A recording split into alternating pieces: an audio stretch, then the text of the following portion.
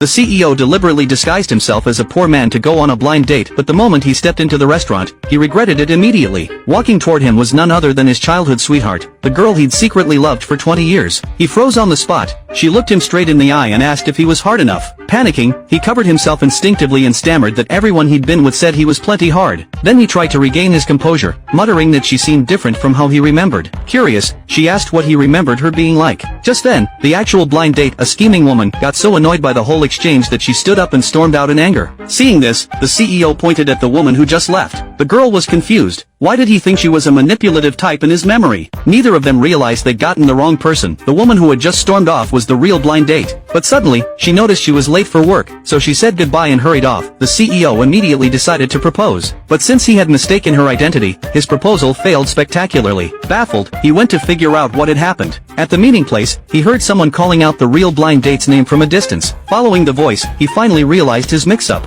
Embarrassed, he slipped away as fast as he could. He went back to the restaurant where they'd met and used his cash power to bribe the owner for her information. Once he had it, he and his assistant headed straight to the electronics factory where she worked, pretending to apply for a job. During the entrance exam, he finally saw her again. She glanced at the name on his test paper and instantly realized she'd gotten the wrong guy too. Later, she secretly listened in on his interview through a window. After he finished, he found a note she'd left behind, telling him exactly which production line she worked on. He and his assistant then got lectured by the workshop supervisor, who strictly warned that no dating was allowed on the job, and if anyone got caught, they'd be out immediately. Right then, the CEO raised his hand and tried to get assigned to her line. But the supervisor flat out refused and instead deliberately stuck him in a position far away from her.